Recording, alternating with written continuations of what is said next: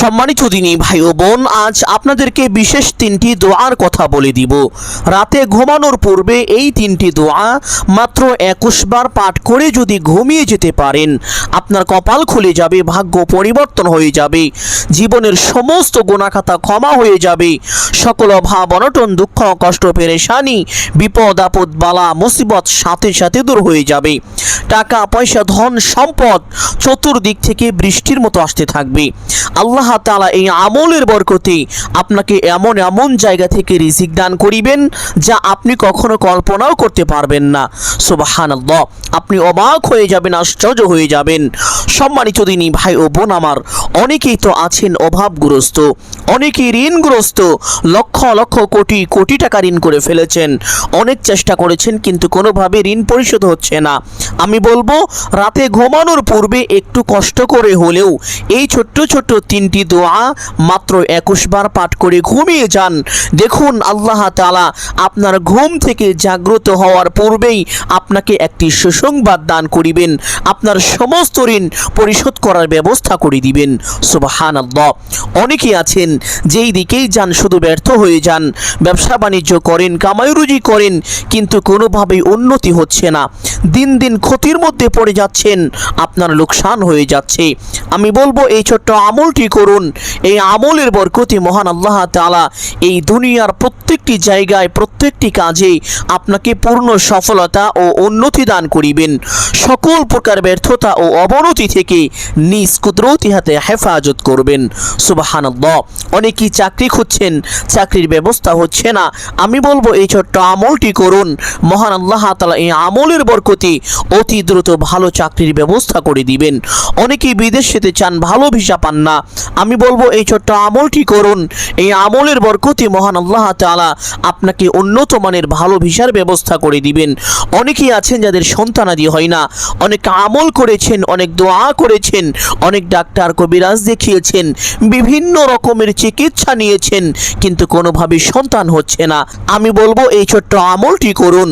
মহান আল্লাহ তাআলা এই আমলের বরকতে আপনাকে অতি দ্রুত নেককার সলিহিন সুসন্তান দান করিবেন, যেই সন্তান আপনার জন্য দুনিয়া ও আখিরাতের প্রত্যেকটি জায়গায় কল্যাণকর হবে, উপকারী হবে। সুবহানাল্লাহ। আর যারা কঠিন রোগে আক্রান্ত হয়ে আছেন, নবীজি সাল্লাল্লাহু আলাইহি ওয়াসাল্লাম ওয়াদা করে বলেছেন আল্লাহ তাআলা তাদের সমস্ত রোগ অতি দ্রুত ভালো করে দিবেন। সুবহানাল্লাহ। সম্মানিত দিনী ভাই ও বোন আমার, এক কথায় এই আমল করে আপনি আল্লাহ তাআলার কাছে যা চাইবেন আল্লাহ তাআলা আপনাকে তাই দান করিবেন। যে দোয়াই করবেন সাথে সাথে আপনার সকল দোয়া কবুল করে নেবেন। এই আমলটি কখন করিবেন, কিভাবে করিবেন, প্রত্যেকটি বিষয় আপনাদেরকে সুস্পষ্টভাবে বলে দিব।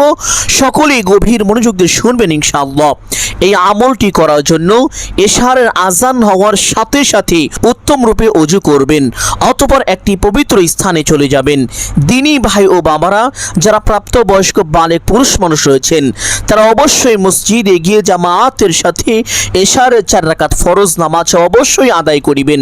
মা বোন এবং মাজুর ব্যক্তিগণ যারা রয়েছেন তারা ঘরে বা বাড়িতে বা একটি পবিত্র স্থানে এশারের নামাজ পড়লেই হবে, কোনো সমস্যা নেই।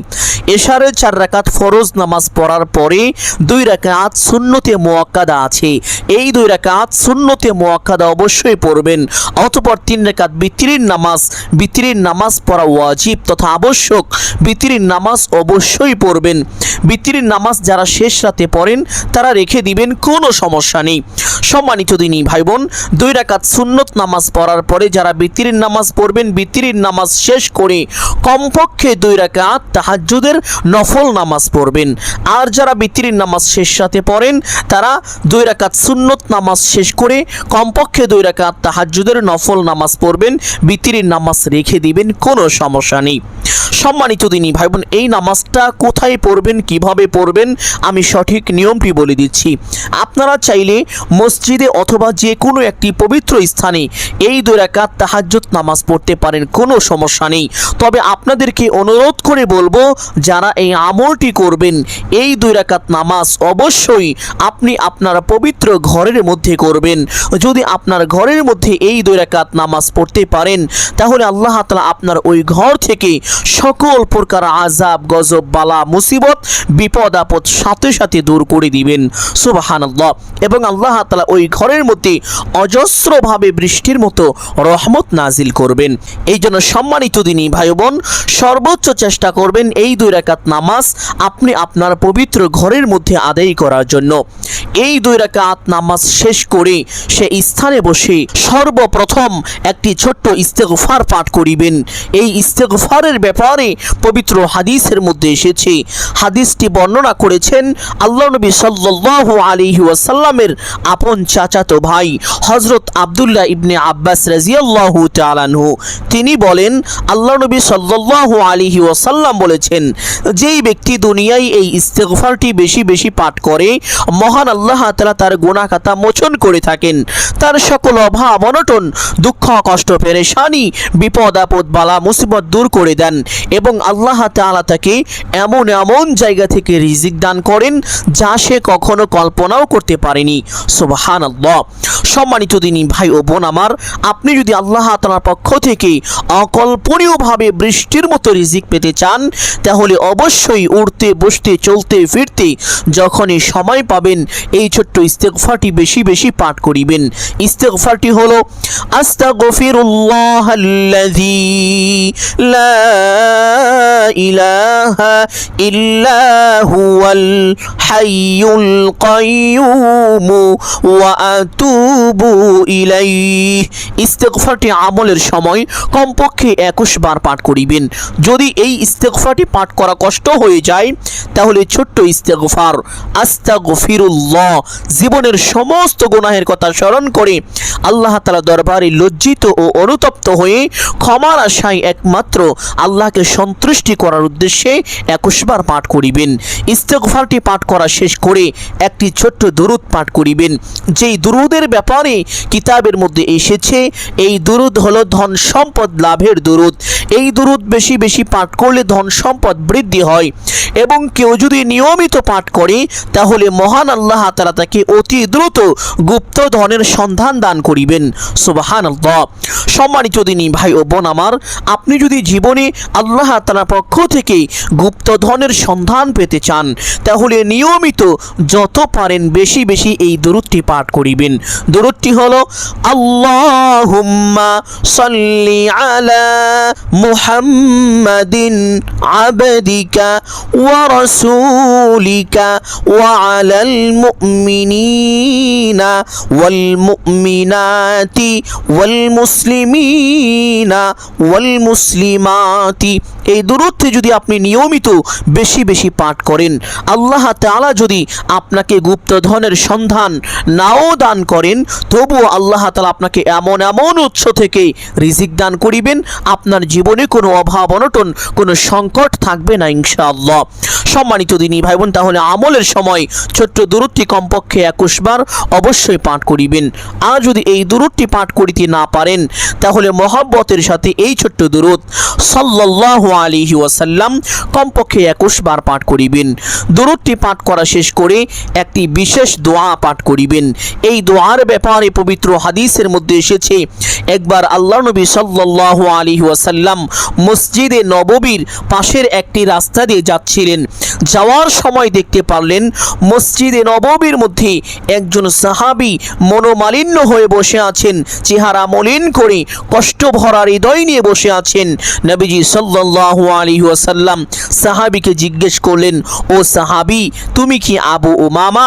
সাহাবী বললেন, ইয়া রাসূলুল্লাহ সাল্লাল্লাহু আলাইহি ওয়াসাল্লাম, আমি আপনার সাহাবী আবু উমামা। নবীজি বললেন, ও আমার সাহাবী, তুমি এমন সময় চেহারা মলিন করে মসজিদের মধ্যে কেন বসে আছো? এখনো তো নামাজের সময় হয়নি। আবু উমামা রাদিয়াল্লাহু তাআলা আনহু বললেন, ইয়া রাসূলুল্লাহ সাল্লাল্লাহু আলাইহি ওয়াসাল্লাম, কোথায় যাব? দুনিয়ার কোনো জায়গায় একটু শান্তি খুঁজে পাচ্ছি না। অভাব অনটন এবং ঋণের বোঝা আমাকে এমনভাবে চেপে ধরেছে, দুনিয়ার সকল জায়গা আমার জন্য অশান্তিতে পরিণত হয়ে গিয়েছে। নবীজি সাল্লাল্লাহু আলাইহি ওয়াসাল্লাম সাহাবী আবু উমামা রাদিয়াল্লাহু তাআলা আনহুকে বললেন, ও আবু উমামা, আমি কি তোমাকে এমন কয়েকটি বাক্য শিখিয়ে দিব না, যেই বাক্যগুলো পাঠ করিলে মহান আল্লাহ তাআলা তোমার সমস্ত ঋণ পরিশোধ করে দিবেন, তোমার সকল অভাব অনটন অনটন দূর করে দিবেন, আল্লাহ তাআলা তোমাকে সচ্ছলতা দান করিবেন। আবু উমামা রাদিয়াল্লাহু তাআলা আনহু কেঁদে ফেললেন, বললেন, ইয়া রাসূলুল্লাহ সাল্লাল্লাহু আলাইহি ওয়াসাল্লাম, আমাকে তা শিখিয়ে দিন। নবীজি সাল্লাল্লাহু আলাইহি ওয়াসাল্লাম তখন আবু উমামা রাদিয়াল্লাহু তাআলা আনহুকে কয়েকটি বাক্য শিখিয়ে দিলেন। আবু উমামা রাদিয়াল্লাহু তাআলা আনহু বাড়িতে চলে গেলেন, গিয়ে এই বাক্যগুলোর আমল করতে লাগলেন।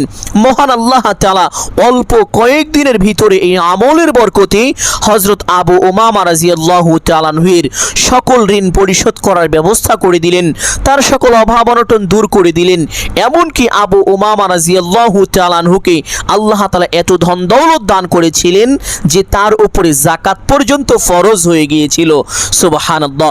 হঠাৎ করে একদিন আবু উমামা রাদিয়াল্লাহু তাআলা আনহু মাথায় পোটলা নিয়ে আল্লাহ নবী সাল্লাল্লাহু আলাইহি ওয়াসাল্লামের দরবারে উপস্থিত। নবীজি জিজ্ঞেস করলেন, ও আবু উমামা, তোমার মাথায় কি? আবু উমামা রাদিয়াল্লাহু তাআলা আনহু বললেন, ইয়া রাসূলুল্লাহ সাল্লাল্লাহু আলাইহি ওয়াসাল্লাম, এটা হলো যাকাতের মাল। আপনি আমাকে যে বাক্যগুলো শিখিয়েছিলেন এই বাক্যগুলোর আমল আমি করেছি, আর এই আমলের বরকতে মহান আল্লাহ তাআলা আমাকে এত ধন সম্পদ দান করেছেন, সমস্ত ঋণ পরিশোধ হয়ে গিয়েছে, সকল অভাব অনটন দূর হয়ে গিয়েছে, এমনকি আমার উপরে যাকাত পর্যন্ত ফরজ হয়ে গিয়েছে। ইয়া রাসূলুল্লাহ, এই নেন যাকাতের মাল, গরিব দুঃখীদের মাঝে বিলিয়ে দিন। সুবহানাল্লাহ। সম্মানিত দিনী ভাই বোন, আর সেই ছোট্ট দোয়াটি এখন আপনাদেরকে বলে দিব। একটু কষ্ট হলেও চেষ্টা করিবেন মুখস্থ করে নেওয়ার জন্য। যদি মুখস্থ করিতে না পারেন কোনো সমস্যা নেই, বাংলায় লিখে রাখুন, দেখে দেখেও আমলটি করতে পারবেন। দোয়াটি হলো, আল্লাহুম্মা ইন্নী আউযু বিকা মিনাল হাম্মি ওয়াল হাজানি ওয়া আউযু বিকা মিনাল আজজি ওয়াল কাসালি ওয়া আউযু বিকা মিনাল জুবনি ওয়াল বুখলি ওয়া আউযু বিকা মিন গলাবাতিদ দাইনি ওয়া কাহরির রিজাল। ছোট্ট দোয়াটি আমলের সময় কমপক্ষে 7 বার পাঠ করিবেন। এছাড়া উঠতে বসতে যখনই সময় পাবেন দোয়াটি বেশি বেশি পাঠ করিবেন। 5 ওয়াক্ত ফরজ নামাজের সালাম ফেরানোর সাথে সাথে একবার আল্লাহু আকবার, 3 বার আস্তাগফিরুল্লাহ, একবার দুরূদ শরীফ পাঠ করে এই দোয়াটি 7 বার করে পাঠ করিবেন। আল্লাহ তাআলা অতি দ্রুত গায়বী সুসংবাদ দান করিবেন, সকল অভাব অনটন দূর করে দিবেন, ঋণ থাকলে পরিশোধ করার ব্যবস্থা করে দিবেন। সুবহানাল্লাহ। সম্মানিত দিনী ভাই বোন, দ্বিতীয় নম্বরে যেই দোয়াটির কথা বলে দিব, এই দোয়াটি আরো বেশি চমৎকার। এই দোয়াটির কথা শুনলে অবাক হয়ে যাবেন, আশ্চর্য হয়ে যাবেন। পবিত্র হাদিসের মধ্যে এসেছে, একবার হযরত আলী রাদিয়াল্লাহু তাআলা আনহুর কাছে একজন গরিব লোক এসে কিছু সাহায্য চাইলেন। তিনি অত্যন্ত ঋণগ্রস্ত ছিলেন এবং অভাবী ছিলেন।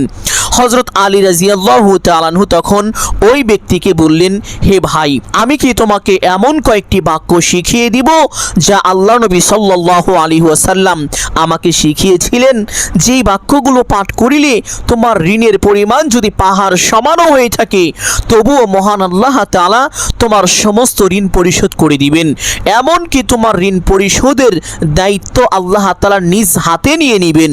সুবহানাল্লাহ। অতঃপর হযরত আলী রাদিয়াল্লাহু তাআলা আনহু ওই ব্যক্তিকে একটি দোয়া শিখিয়েছিলেন। সেই দোয়াটি এখন আপনাদেরকে বলে দিব। একটু কষ্ট হলেও চেষ্টা করিবেন মুখস্থ করে নেওয়ার জন্য। উঠতে বসতে চলতে ফিরতে যখনই ঋণের কথা মনে পড়ে যাবে, অভাব অনটনের কথা মনে পড়ে যাবে, যখনই চতুর্দিক থেকে সংকট আপনাকে আক্রমণ করবে, সাথে সাথে এই দোয়াটি পাঠ করবেন মাত্র 7 বার, এবং আমল সময়ও এইভাবে 7 বার পাঠ করিবেন। দোয়াটি হলো, আল্লাহুম্মা কফিনি বিহালালিকা আন হারামিকা ওয়া আগনিনি বিফাদলিকা আম্মান সিওয়াক। দোয়াটি 7 বার পাঠ করা শেষ করে আরেকটি দোয়া পাঠ করিবেন। এই দোয়ার ব্যাপারে পবিত্র হাদিসের মধ্যে এসেছে, আল্লাহ নবী সাল্লাল্লাহু আলাইহি ওয়াসাল্লাম বলেছেন, যে ব্যক্তি অসুস্থ অবস্থায় এই দোয়াটি 40 বার পাঠ করবে সে অতি দ্রুত সুস্থ হয়ে যাবে। আর যদি সে সুস্থ না হয়, অসুস্থ অবস্থায় মৃত্যুবরণ করে, তাহলে তার মৃত্যু হওয়ার সাথে সাথে মহান আল্লাহ তাআলা ওই ব্যক্তির আমল নামায় 40 জন শহীদের সমপরিমাণ সওয়াব লিখে দিবেন। সুবহানাল্লাহ। শুধু তাই নয়, নবীজি বলেন, আর যেই ব্যক্তি এই দোয়া পাঠ করার পরে সুস্থ হয়ে যাবে, সুস্থ হওয়ার সাথে সাথে আল্লাহ তাআলা তার পিছনের সমস্ত গুনাহ খাতা ক্ষমা করে দিবেন। সুবহানাল্লাহ। দোয়াটি হলো লা ইলাহা ইল্লা আনতা সুবহানাকা ইন্নী কুনতু মিনাজ জালিমিন। এই দোয়াকে আমরা দোয়ায়ে ইউনুস বলে থাকি, কিন্তু কেন বলে থাকি তা আমরা অনেকেই জানি না। সম্মানিত দিনী ভাই বোন, পবিত্র হাদিসের মধ্যে এসেছে, একবার আল্লাহর নবী হযরত ইউনুস আলাইহিস সালাতু ওয়াস সালামকে মাছে গিলে ফেলেছিল। মাছের পেটের মধ্য থেকে হযরত ইউনুস আলাইহিস সালাতু ওয়াস সালাম এই ছোট্ট দোয়াটি পাঠ করেছিলেন, আর আল্লাহ তাআলা এই দোয়ার বরকতে হযরত ইউনুস আলাইহিস সালাতু ওয়াস সালামকে মাছের পেট থেকে হেফাজত করেছিলেন। সুবহানাল্লাহ। আল্লাহ নবী সাল্লাল্লাহু আলাইহি ওয়াসাল্লাম যখন এই ঘটনাটি বর্ণনা করলেন, সাহাবীরা অবাক হয়ে গেলেন, আশ্চর্য হয়ে গেলেন। এক সাহাবী দাঁড়িয়ে গেলেন, ইয়া রাসূলুল্লাহ সাল্লাল্লাহু আলাইহি ওয়াসাল্লাম, এই দোয়াটি কি শুধুমাত্র আল্লাহর নবী হযরত ইউনুস আলাইহিস সালাতু ওয়াস সালামের জন্য বৈশিষ্ট্য, নাকি সমস্ত মানুষের জন্য বৈশিষ্ট্য? নবীজি বললেন, ও আমার সাহাবীরা শোনো, এই দোয়াটি শুধুমাত্র হযরত ইউনুস আলাইহিস সালাতু ওয়াস সালামের জন্যই বৈশিষ্ট্য নয়, এই দোয়াটি সমস্ত মানুষের জন্যই বৈশিষ্ট্য। সুবহানাল্লাহ। যখনই কঠিন বিপদের মধ্যে পড়ে যাইবেন, যখনই অভাব অনটন চতুর্দিক থেকে আপনাকে পাকড়াও করবে, এই দোয়াটির সাথে সাথে কমপক্ষে 40 বার পাঠ করুন। আল্লাহ তাআলা অবশ্যই তার সাহায্যের কুদরতি হাত বাড়িয়ে আপনাকে সাহায্য করিবেন। সুবহানাল্লাহ। সম্মানিত দিনী ভাই বোন, দোয়াটি আমলের সময় কমপক্ষে 7 বার অবশ্যই পাঠ করিবেন, তবে চেষ্টা করিবেন দোয়াটি 40 বার পাঠ করার জন্য। দোয়াটি পাঠ করা শেষ করে আবার সেই ধন সম্পদ লাভের ছোট্ট দুরূদটি কমপক্ষে 21 বার পাঠ করিবেন। আল্লাহুম্মা সাল্লি আলা মুহাম্মাদিন আবদিকা ওয়া রাসূলিকা ওয়া আলাল মুমিনিনা ওয়াল মুমিনাতি ওয়াল মুসলিমিনা ওয়াল মুসলিমাতি।